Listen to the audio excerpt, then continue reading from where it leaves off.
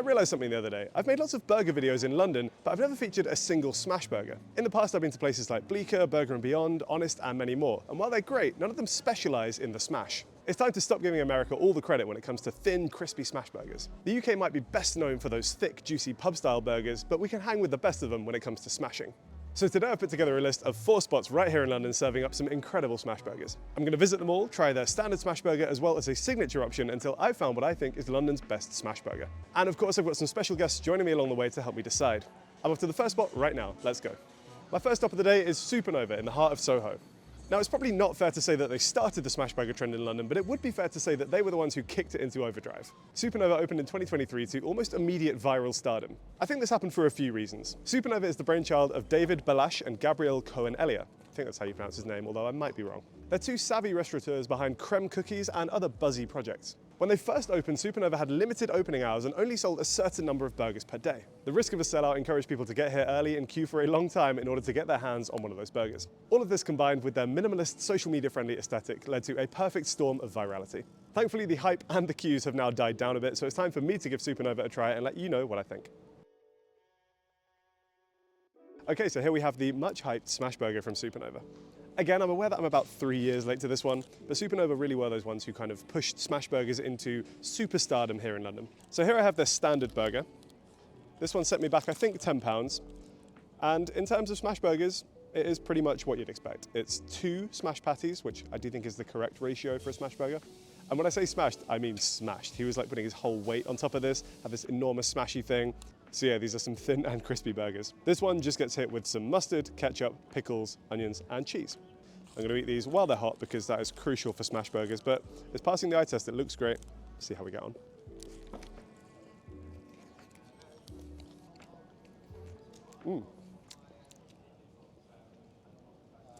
We're off to a strong start. This is a very good smash burger.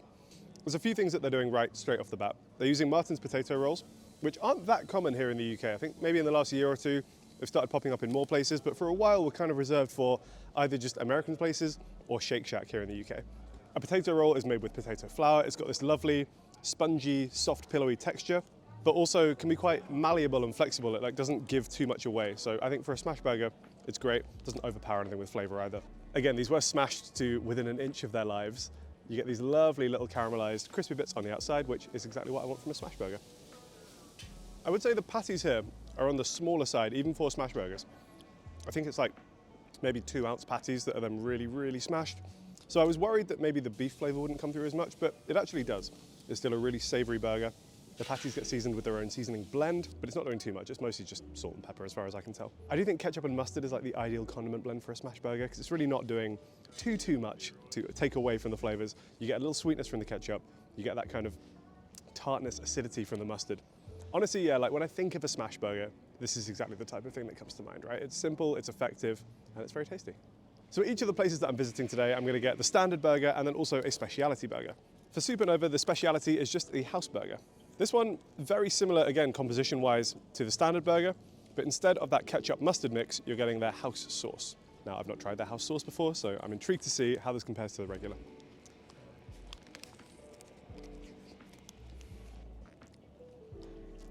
Okay, I see you guys. So I like it. I do think there is like a mustardy element to their house sauce, but it's definitely not as strong on the mustard flavors compared to the standard one. I'd say, even though you're losing the sweetness from the ketchup, this is potentially even more sweet than the other one. I'm definitely thinking there's a bit of sugar in here. Just from the color as well, there's like a little paprika maybe in there as well. You're getting a slight smoky flavor, although emphasis on the slight. Just in general, I think the benefit you get from the house sauce on this one is the texture. The sauce on this one is very creamy and rich and velvety. And even though that's the only thing that's changed in this burger, like the double patties are the same, the cheese is the same, I'd say this one actually feels like a fair bit more indulgent and luxurious. I mean, it's a really great burger. The sauce, I think the more I taste it, the more I'm just thinking it's kind of their take on a Big Mac sauce. So it's got those burgery sauce elements to it with, yeah, maybe just a touch more sweetness, a slightly more velvety texture. Yeah, honestly, I think I might actually prefer this one to their standard burger. With smash burgers, and I'll probably end up saying this again throughout the episode, I do think I value simplicity, like they are a simple, straightforward, unpretentious food, and that's partly why I love them. So when it comes to finding ways to kind of rank them above each other, It's all about these like subtle little twists for me. They really haven't changed too much here, it's just the sauce that's changed. However, it's made a pretty big difference on the actual final product, which is impressive. In general, I have to say, yeah, pretty impressed by Supernova so far. They're using a 20% fat British beef blend. I think for smash burgers, that's a pretty good ratio. You do want slightly higher fat content. As I said, they're using Martin's potato rolls, which I personally love and think are a great option for a smash burger, so I appreciate that. One thing about Supernova that I think helped them reach that viral stardom is how small their menu is. I was almost shocked that I've come here sort of 3 years after they opened and they've not changed that either. They've really stayed loyal to that tiny menu concept. You pretty much just have 2 burger options, fries, sundaes, and drinks. I do think that's smart, especially when it's busy. You can just kind of have a constant production line of burgers going. Takes away that thing of people kind of standing at the counter, umming and ahhing for ages about which burger they're going to get. It does feel quite old school as well, both in terms of the menu and also just the general aesthetic. I will say they're not the first people to do the minimalist smash burger gimmick. They've slightly copied Dumbo, which was a Paris burger restaurant, which actually does now exist in the UK as well. I do have a special guest with me today who's actually behind the camera right now, but my sister Annie is joining, so I also want to get her thoughts. So you've seen my brother George before in videos. It was only fair that my sister gets to go. This is Annie. Say hi to everyone, Annie. Hello. Guys, the world's biggest dog has just come to say hi. This guy's enormous, and I'm slightly worried he's going to eat all the leftovers. The one other drawback to bringing Annie along as a food reviewer is that she doesn't eat cheese. So this burger is without cheese. Don't out me. Talk us through it. Does the food review gene run in the family? I love pickles, and I feel like this is a great... When I see like a crinkle cut pickle, I'm sold. It's a good sign. You've got for sure. me. You've reeled me in. Also, I think this might be my first potato roll experience. Thoughts? I have only heard about these from word of mouth, and now they're in my mouth. I really like it. It's like, it's very pillowy, the texture. Yeah. And it's right? kind of like a nice little chewiness. Yeah, it's slightly better than a brioche bun, isn't it? I'd say way better than a brioche bun. I'm like very anti-brioche. I think we went too much brioche too fast. Yeah, I think this has got more structural integrity than a brioche bun. Also, this smash burger, this is like, if we're talking in terms of, I don't know, toilet paper, this would be like maybe a one ply, 2 ply. It's a little bit like you're eating like your grandma's doily or something, but made of beef. But I mean that in a good way. Of beef. Is there onions in here? There are some onions in there, some little diced white onions. Oh man. A little acidity, a little tang. I feel like this, and combined with the vibes in there, I feel transported to like 1950s New York. Nice. And I love the, I think the little paper sleeves really add to that. I like it. Do you like the kind of minimalist aesthetic then? You don't think it's like gimmicky, you think it works? I mean, I really like it. I like the homage to the 50s diner. I like the sauce, the squeezy bottles and the napkin holders and like the metal chairs in there. Yeah. I like the vibes, and I don't know, it's not, I feel like there's a bit of a memification now of the burger restaurant that's like all like dark and like wood. Do you know what I mean? Yeah, there's been backlash against that like millennial burger restaurant recently, where it's like we serve our food on planks of wood and it costs £30 for a burger that's not very nice. What's that song that the guy did? They're like, we are young, they're like millennial. We are young. Sort of like Lumineers coded. This is no Lumineers burger joint. This is not a Lumineers burger. I'd say this is more like Sabrina Carpenter. Okay. Ooh la la. With this aesthetic. It's giving retro revival, postmodern masterpiece. I like this burger. It's my first potato bun experience. Thank you, Supernova. You heard it here first, a retro modern revival masterpiece. Or, I can't remember what you said, but it sounded good. Nice. Well, I'm glad you've enjoyed. We've got more burgers to eat, so finish up and let's get moving. Say no more. As I head to the next spot, I wanted to take a second to give some honourable mentions to places that didn't quite make the video but are still very good. Smash Burgers really did kind of take over London for a while there, so there were a lot of places to pick from for this episode. I've done my best to narrow down to what I think is a pretty strong selection, but here are some places that also serve some great burgers. Honourable munchins, if you will. Hamburger Suteki in Victoria, which serves up some incredible Asian-inspired smash burgers. I would have included them, but I did a separate video on them, which I will link below, so go and check that out. Dumbo Burger recently came to Shoreditch. It's very similar in aesthetic and style to Supernova, so I just went for one rather than both. Bake Street or Manor Burger are quite beloved in northeast London. And honestly, Honest Burger does a really good and very affordable smash burger deal. If you think I missed anywhere glaringly obvious for this video, then please do let me know in the comments and I'll try and get that at a later date. The next contender for London's smash burger crown is Bun and Sum. Bun and Sum started in 2021 with a small unit on an industrial estate in East London. It was founded by two brothers, Farbez and Faisal, who wanted to bring a West Coast American burger experience to London. Despite neither brother having any kitchen experience before they started, they immediately blew up. A few years on from opening, they've gone from one location to I think 5 or 6 around London. Londoners just cannot get enough of their big, juicy, in-your-face smash burgers. Let's go order a couple and see what all the fuss is about. So here I am at Bun and Sum. This is their Whitechapel location. They do have a few locations now, like I mentioned, although I will say not all of them are dine-in. I think a few of them are still takeaway. It's a cool vibe in here, I will say. They've got like the American football table, they've got some arcade machines, it feels quite old school, a bit dive bar. In terms of the menu, they actually have quite a few options compared to some of the places that I'm going to today. Obviously, I want to just get their classic burger, which here is literally just called the regular burger. But I also wanted to get a speciality as well. The one that's caught my eye here is the Bow Dip.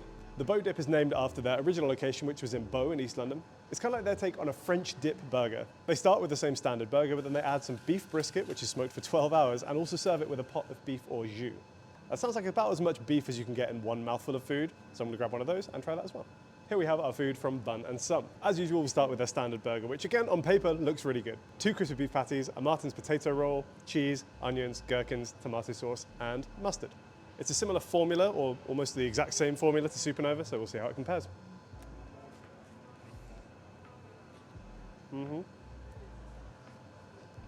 One thing that I love about smash burgers is that while a lot of them use very similar or even the same ingredients, just making very small tweaks can really change the experience. For example, on this one, I would say compared to like a Supernova, they've gone a little heavier on the sauce, which makes it actually like a little bit sweeter overall and very juicy. I'd say the pickles that they're using here as well are slightly on the sweeter side rather than on that sour side. So all in all, I'm getting like a sort of fairly sweet effect from this burger. Super tasty, great caramelization on the beef. You get those lovely little Maillard crispy bits around the outside. And again, Martin's potato roll, probably just the bun for smash burgers in my opinion. Again, like Martin's potato rolls are not something that you can just walk into any UK supermarket and pick up. So whenever a company has done something like that, they've sourced ingredients deliberately, they've gone the extra mile to like import something, it's a good sign, right? It just means that they've taken a little extra care and consideration when serving what they're serving. Teeny note for them is maybe that they have gone slightly heavy on the sweetness, a little bit more salt, or just dialing the sweetness of that ketchup back a touch, and you'd have a very, very incredible burger, but it's still a very solid smash burger. So obviously we've tried their standard burger. Now it's time to try this monstrosity. Look at this. They're making their own beef brisket. They're smoking this themselves for, I think, 12 hours, they said. And they have been generous with the portion. Watching them put this on the grill, I was slightly concerned because it looked a tad dry, but I think actually being on the grill has almost like rehydrated it a bit. It's like crisped it all up again. I was also wondering just how they were going to fit it all in a burger, but they have managed it, so fair play. Enough said. I think it's time for me to dunk. Oh God. Just pouring beef on the table. Ah! Cheers. I think that's like the most beef I've ever consumed in one mouthful. You're getting beef burger, you're getting beef brisket, you're getting beef au jus. That's a beefy mouthful. The brisket itself is actually really good. Getting a lot of pepper from it. Got a little heat to it. It isn't dry, thankfully. It's actually quite juicy, especially when obviously it's dunked in this jus. The one sort of logistical question I have is that right now I'm kind of only tasting brisket rather than burger. So I'm gonna try and get a mouthful where I also get the cheeseburger in there as well. I've just not really eaten like a burger like this before. This is a lot to wrap my head and my jaw around. I mean, this is just kind of mad. What's that line in Jurassic Park? It's like your scientists were so preoccupied with whether or not they could, they didn't stop to think about whether or not they should. I mean, look, is this thing very tasty? Yes, absolutely. Would I call this a burger or a smash burger? I'm not sure. I think I might have slightly overdone it here. I think in terms of just like a chopped brisket sandwich, this is fantastic and probably the best one I've had in London. Whether it's a smash burger, probably not. I need to stop eating the brisket. It's hard to stop eating, it's very tasty, but that's a lot of beef. I do think Bun and Sum is a really cool story. It was just opened by 2 brothers. Neither of them had kitchen experience before they opened this place up. They just really loved burgers and wanted to kind of bring their own twist to it. And so they did it. They just kind of followed their dream, started, and it's gone really well. When they started, they were doing a lot of delivery business and weren't expecting that many people to actually go and buy burgers in person. For the people who did make the journey and go in person, they were doing a lot of deals. You could get like half-price burgers in person. So I think they really kind of achieved like cult status in East London. They're using organic beef here. Also, everything is halal. You don't have to just take my word that this is a good burger because they have actually won awards as well. One of the brothers who founded it, Fabez, actually won the Burger Chef of the Year award at the National Burger Awards in 2024. I can really see why this is so beloved in East London. Like, it's a cool place to hang out, grab yourself a burger, grab yourself a soda, go and play some retro arcade games. What more do you want? In terms of just the standard smash burger, I've maybe had ones that I prefer slightly more elsewhere. Again, it's just slightly too on the sweeter side for me. If they scale that back ever so slightly, they'd be onto a winner. The brisket one, well, maybe not a smash burger per se, was very delicious and not something that I've ever seen on a menu, I don't think, in London before. Personally, really loved it. I think if you want like a fun, unique burger experience in a cool environment, Bun and Sum is definitely the place for you. Time for Andy to try the brisket. Have you had brisket before? No, Like barbecue brisket? I don't think so. Damn. It's so wet. That's my fault. I spilled so much sauce So on that. what do I do? Do I just dip it in? I think actually, in terms of the like saucing the meat, I think pouring it on is probably more effective. There you go. Just because trying to dip it, it all just falls out straight into the juice.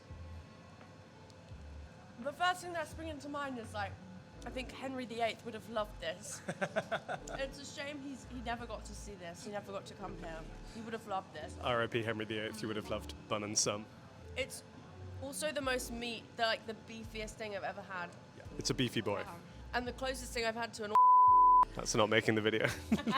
I do think, yeah, logistically, it can be a challenge. I think the French dip sandwich in America works because it's usually roast beef, which is easier to like keep pinched between bread, whereas they've like chopped the brisket up here. So going for a dunk is risky, I will say. Not impossible, just risky.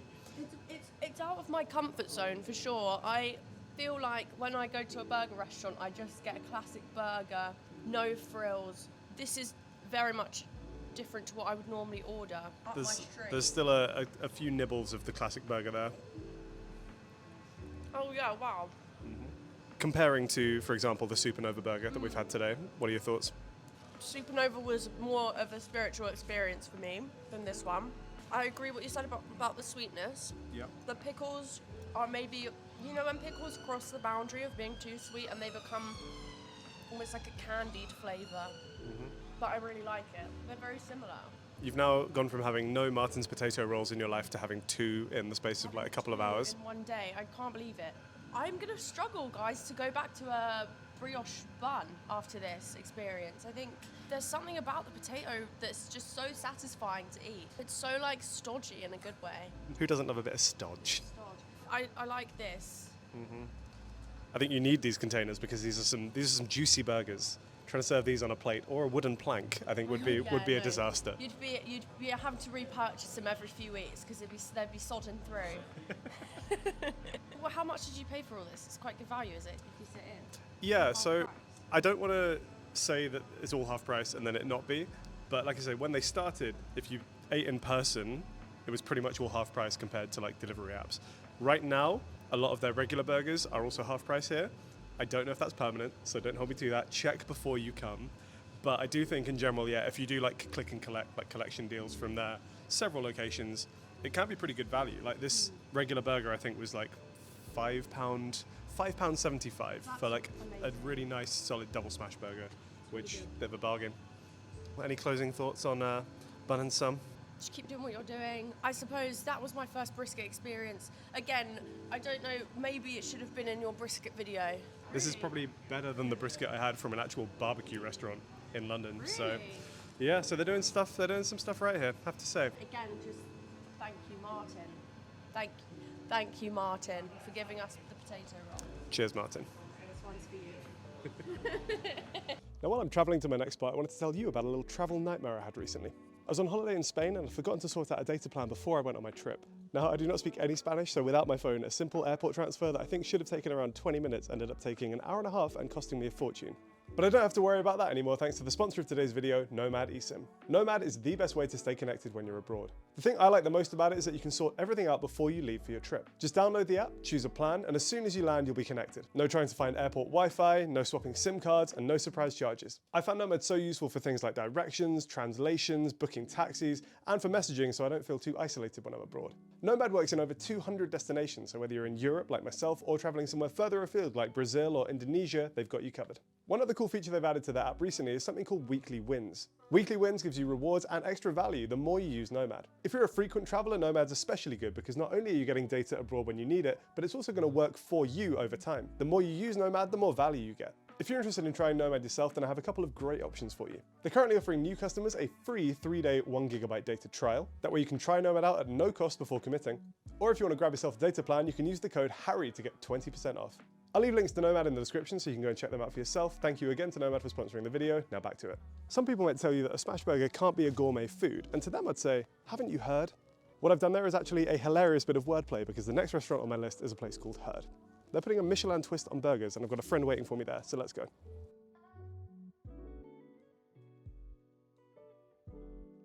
Okay, so here we are at Herd Burger. We're in the heart of Soho, and I've brought a friend with me for this one. This is Gavin Wren. Say hi to the viewers, Gavin.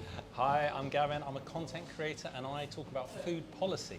So I thought you'd be a perfect person to have along for this bit. I, A, wanted to hang out with you more because you're a cool guy, and also B, like you say, you make a lot of videos about like food policy, farming, supply chains, things like that. So I had some questions about, I guess, like beef and the beef supply chain, and you seemed like the perfect person to speak to those things. Totally, I'll do what I can. So a little background on Herd for you before we order, because you've not been, I've not been either, but I've done some research. So Herd is a relatively new addition to the London food scene. They actually only opened in 2025. It's got some pedigree behind it. This isn't your average burger joint. So Herd was opened by a chef called Jordan Bailey. Jordan Bailey, until fairly recently, was working at a restaurant that had 2 Michelin stars. Worked at a restaurant called Amshire, not quite sure on the pronunciation of that one. It was a restaurant in Ireland. They were unfortunately forced to close down for a bit during the pandemic. While that was happening, they were experimenting with a few other like delivery or kind of like food truck concepts, one of which was smash burgers. And Jordan really seemed to fall in love with the smash burger concept in particular. They did that for a while. He left Amshire in 2023, took a little bit of time off, and has now returned to the London food scene with Herd.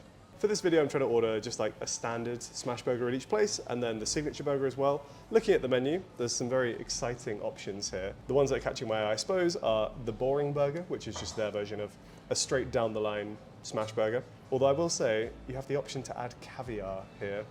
Speaking of your Michelin twists on a smash burger, Yeah, so, it feels like it might be rude not to, I don't know. when in Rome, right? Yeah. And then maybe we also get the Herd, which apparently is Chef Jordan's pick, his favorite OG burger, which is a smash burger, but with some a few elevations going on, as Yeah. you'd expect from a fancy place like this. I mean, I would trust the chef to recommend the best, so if they can put their name on it, then yeah, definitely sounds like a good one to go for. I think I agree. I'm gonna go place the order, then we can eat. Let's do it. Okay, so our burgers have arrived. We've got 2 options. We've got the boring burger, which is not so boring because we did add the optional caviar. And we also have the Herd. Don't think I've had caviar on a burger before, have you?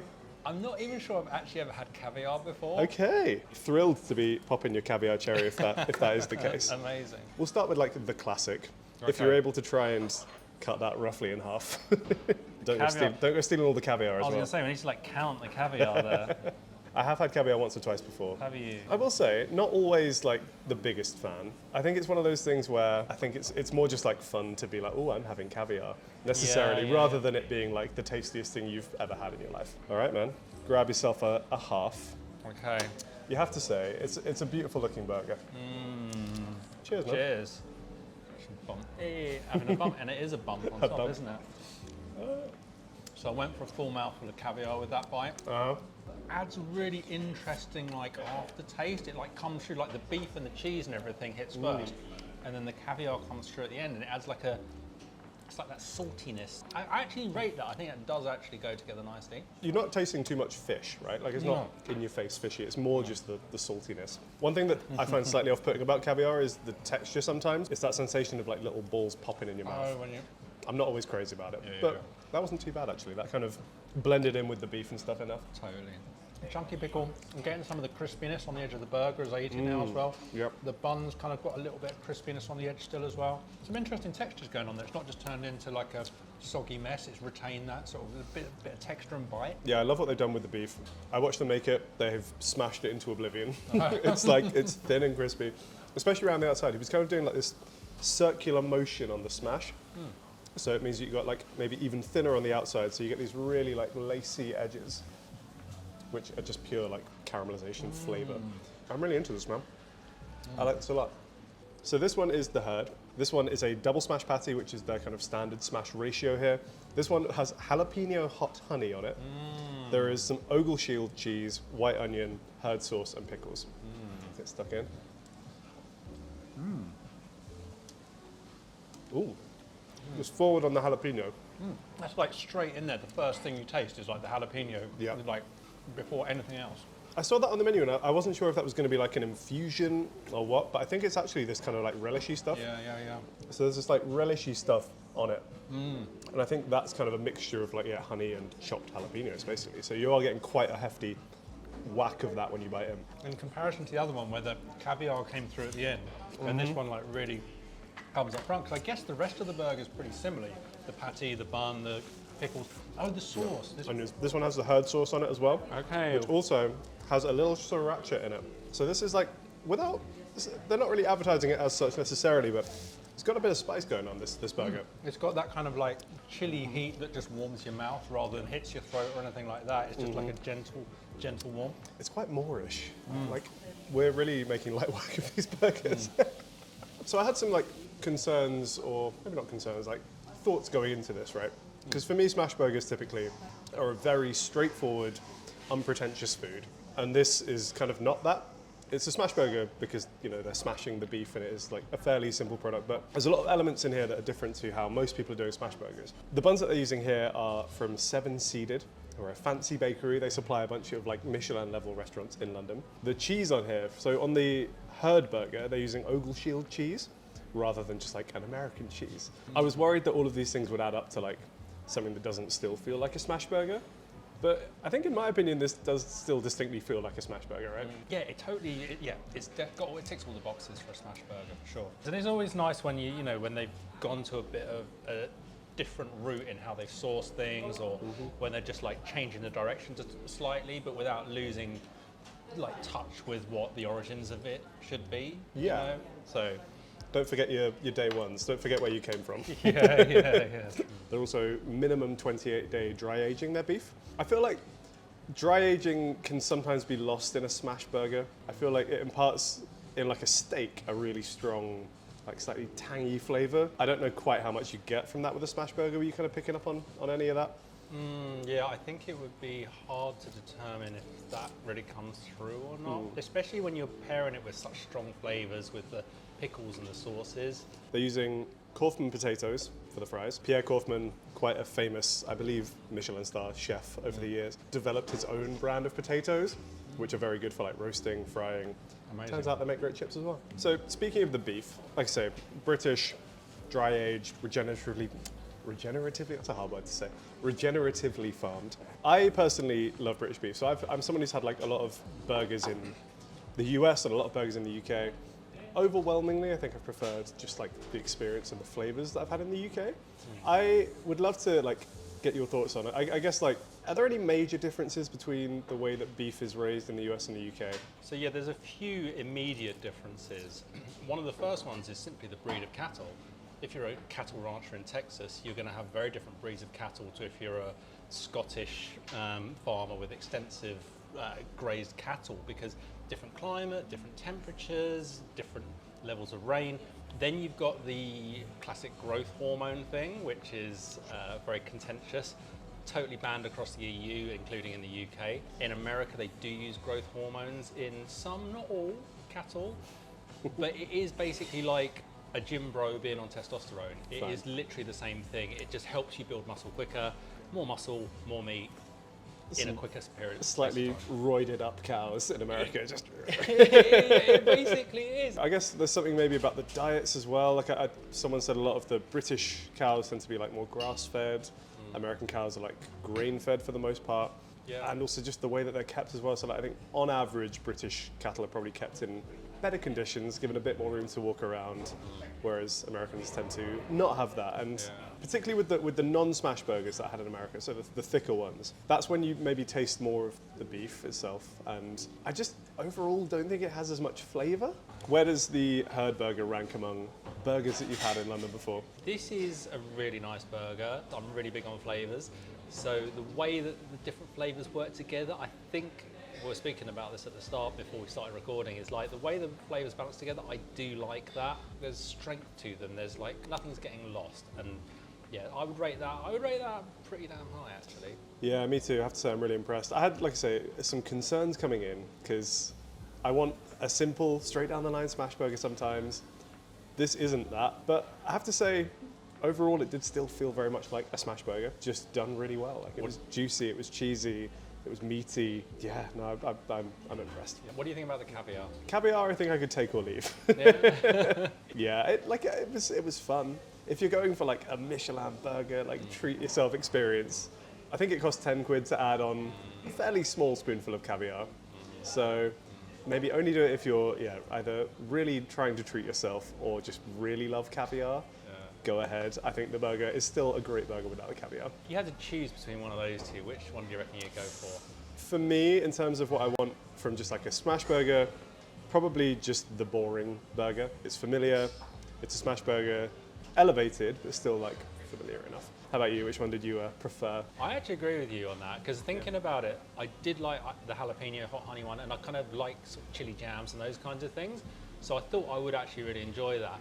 But the other one with the caviar, and in fact, if you took the caviar off, it was just like a really classic burger, and it's a bit like the Neapolitan pizza sort of thing. It's just sometimes just getting the basics like to a really good quality is actually where it's at. I agree. In terms of the value of Herd Burger, the boring burger was £12, not including chips. The Herd Burger was £13.50, and also it costs £10 to add that caviar onto the other one. So you could, that's an optional, you don't have to do that. Good value, do you think? 12 quid for a burger in the middle of Soho, and this is kind of like quite a nice environment as well. This like could easily be actually like a more sophisticated restaurant rather than just a burger joint, if you know what I mean. You were saying literally all you would have to do is like dim the lights, and then you've got like a proper like. Totally.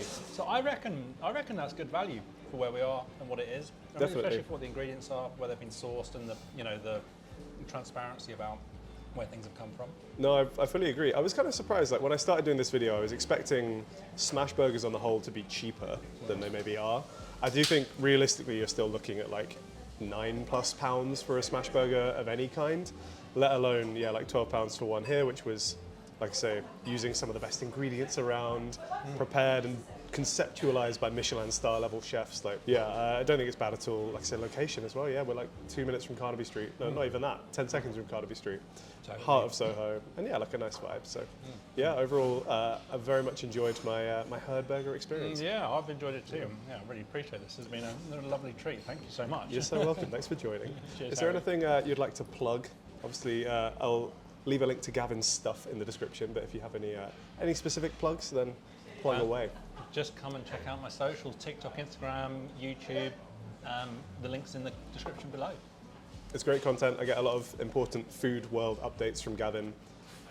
Can't recommend it enough. Cheers, Harry. Appreciate it, man. Right. I think we should finish up these chips and then hit the road.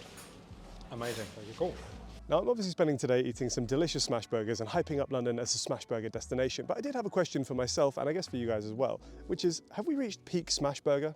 For the past few years, it really has felt like a new viral smash burger restaurant has popped up pretty much every week. Either that or an existing restaurant has had to add a smash burger to its menu to meet demand. In my opinion, there have been a couple of reasons for the rise of the smash. Number one, they're cost effective. Smash burgers typically use less meat than a thicker pub-style burger and also cook in seconds. At a time where many places in the hospitality industry have been struggling, they are a cost-effective, high-profit margin item for menus. Number two, they're visually appealing. Social media has become arguably the most important marketing tool for many restaurants. Smash burgers can be eye-catching and have a habit of popping off on socials, leading to exposure and hopefully bookings. And number three, they are just tasty. Even if you're skeptical about smash burgers as a viral, buzzy food item, you do have to admit they just taste good. They're simple, unpretentious, and provide a flavor profile that's hard to replicate with a thicker burger. Eater claimed that 2024 was the year we got smashed, and that was kind of the peak of smash burgers fame. But here we are 2 years on, and for me at least, the smash burger hype has not gone anywhere. According to data from Tastewise, smash burgers now account for 70% of all burger-related Instagram posts. And in 2024 alone, the number of smash burgers on restaurant menus increased by more than 20%. Despite the seemingly unstoppable march of the smash, I do think on an anecdotal level, I'm seeing a slight resurgence in thicker classic burgers. I do think food trends can be a bit cyclical in that regard. Something new and cool pops up, everyone jumps on it, says it's incredible, it gets a little bit overdone, and then people kind of start to yearn for what they had in the beginning. A good example of a viral thicker burger is the burger from Dove restaurant in Kensington. They only serve a handful of them every day. It's become one of London's most in-demand bites and led to queues around the block. I don't think smash burgers are going anywhere anytime soon. I do think in general they will be here to stay. But as someone with a huge fondness for a well-executed, juicy, thick boy burger, I do trust that the balance will swing back towards them just a little bit in the near future. I'm here in London's Nettle Market, which is the home of Jupiter Burger. The keen-eyed amongst you might realise that Nettle Market is where Joe and I had Willie's Pies back in the London Pie episode a while ago. Jupiter Burger only opened up in 2025, so they're relative newcomers to the London burger scene. But in their relatively short existence, they've created quite a star. Jupiter Burger didn't come from nowhere. They're actually a project by the guys who made Dom's Subs. I guess they got tired of making sandwiches and instead have pivoted to a slightly different type of sandwich. Jupiter Burger is apparently inspired by Californian burger chains, places like In-N-Out or the famous Astro Burger. That inspiration, I would say, applies to both the aesthetic as well as the menu. Aesthetically, it's a cool little spot, it's a little hole in the wall, very minimal menu. They've only got 3 burger options. There's a standard cheeseburger, their signature Jupiter Burger, and a veggie burger. And all of these can be served with their signature fries. I'm still hungry, I'm gonna go place the order and then give them a try. As you can tell by this reassuringly greasy bag, my food is here. I watched them making these and they look really good. So we have their standard cheeseburger and of course their signature Jupiter Burger. Did I pick up napkins? Yes, I did. I'm a genius. These both look fantastic. There's a lot that excites me about these on paper, but first I'm gonna try it and see how they live up. Cheers. So of course, starting things off with their classic burger. It's a single smash patty. There is ketchup, diced onion, American cheese, mustard, pickle, of course there's beef in there, and it's all served on a lightly toasted Martin's potato roll. A few things that jump out to me when I eat this burger. Firstly, the bun, pillowy soft, just dense enough to keep everything together. I'd say the In-N-Out influences are pretty clear, even from this one without the extra salad. They're leaning quite heavily on the mustard, which I personally love, like I'm a big mustard man. You've got the pickles in there. It does just lend itself to quite a tangy, punchy, vinegary bite. American cheese doing its job. I like the diced white onions. It's got a real tang to it. This isn't just like a pure grease meatball. Love the amount of crisp you're getting on the meat. Those lacy edges are very much present and correct. Although I will say maybe only on one side. I'd say the other side could have benefited from a touch more of a smash, but you're still getting enough of the flavor, I'd say, from that one side of smash. I'm a big fan. Again, it's delivering on pretty much everything I want from a standard smash burger. Before I even try the second burger, I'm actually gonna try some of these fries because these look fantastic. These are really giving Five Guys fries. They've got like the little kind of skin on at the end bits, a deep golden brown. That's a really good fry.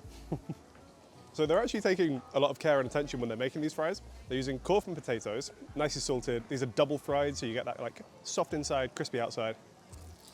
It's not a chip review, but those are great. So we've tried the standard one. Now it's time for their signature. This is the Jupiter Burger. In terms of composition, it's actually pretty different to their standard cheeseburger. The most noticeable obvious changes are the fact that this one has lettuce and also tomato. This one also gets a dollop of their signature sauce. Again, it's kind of their take on like an In-N-Out style sauce. There's like little hot saucy elements in there. There's mayo, mustard, ketchup. And with this one, the patty itself gets cooked almost animal style. So it gets cooked with some mustard on the grill. Again, I'm a big mustard boy, personally. That excites me. A little more skeptical maybe about the lettuce and the tomato, but I'm willing to be convinced. Cheers. I had my hesitancies about the tomato and the lettuce, but that's still a very good burger.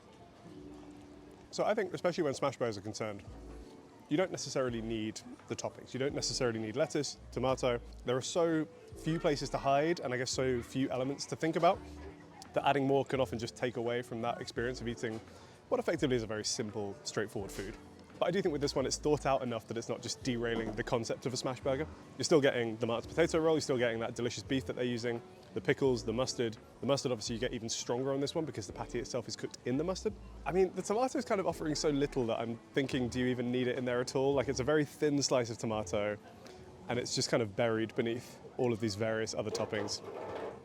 Just get rid of it, lads. You don't need tomatoes in burgers. I will die on this hill. I'm trying to think if I prefer the signature one or just a standard one. I think obviously personal preference involved here, but I might just prefer the standard one. I think when I eat a smash burger again, I just value simplicity, and that delivers on that. This one, I just think maybe they have included the tomato slightly for the sake of it. Sorry guys. Still a very tasty burger, but just what's the point? Just get the normal one. Overall though, I have to say I'm super impressed. You can tell they've just gone the extra mile at several steps, like importing the potato rolls. They're using beef from a local butcher. They're using these special fancy kitchen potatoes. All of that adds up to a really fantastic experience at a really good price point as well. I wanted to include these guys because in the relatively short lifespan, there has been a lot said about them. Obviously, like I say, it's from the guys who invented Dom's Subs, which are fantastic. The infatuation called this London Field's answer to In-N-Out, although I would say the fries are substantially better than the ones I had when I went to In-N-Out. This is right at the top of the standards list of best burgers in London. having now had it, I can see why. In addition to the good food, I also think they're just kind of winning points for the vibe here. Nettle Market is a really nice place to hang. You've just got London Fields Park, like a 2-minute walk away, so you could always grab your burger, have a little picnic in the park. Sounds delightful. Particularly the standard burger here is very reminiscent of the one I had at Burgers Never Say Die with Joe in LA. Minimalist branding, small menu, it's just delivering classics and doing them well. It's got a very nostalgic feel to it. I think I've finally hit my burger limit for today, so it's time for me to wrap up. Whew, okay, I'm now home. I ate lots of burgers today. I'm very full, but very happy. Now all that's left is for me to reflect on the food that I ate today, and I guess to pick my favourite smash burger in London. The good news is that of all the burger spots I ate at today, I would happily recommend any of them. They're all great. If you love a smash burger, you will not be disappointed by any of those spots. But if I had to narrow it down to one winner, I think it would end up becoming quite a close race between two of them. After a full day of eating London's best smash burgers, the two that come to my mind would either be the house cheeseburger from Supernova or the boring burger from Herd. And when crowning my favourite smash burger in London, I'm actually going to go slightly against my normal instinct and give it to the boring burger from Herd. I say going against my instinct because, like I mentioned several times throughout this video, when I think of a smash burger, I think simple, easy, unpretentious. The Herd burger isn't really any of those things, but it was just really tasty. I think the price was great for the quality and the location, and even though I said multiple times that the Martin's potato roll was like the ideal bun for a smash burger, they didn't use that, but they found something else that worked, and I think that kind of encapsulates what they've gone for there. It's not your average smash burger, but it is a phenomenal smash burger. If you've tried these places, then let me know what you think. If I've missed anywhere glaringly obvious, then let me know as well so that I can go and make a visit and correct myself. Thank you to my special guests for joining me today. Thank you to my sister Annie. Thank you to Gavin. I'll leave a link to his stuff in the description down below. Thanks again to Nomad eSIM for sponsoring this video. Subscribe if you're new. If you enjoyed, leave a like and comment with anything else you want to see on this channel. Until next time, see you later.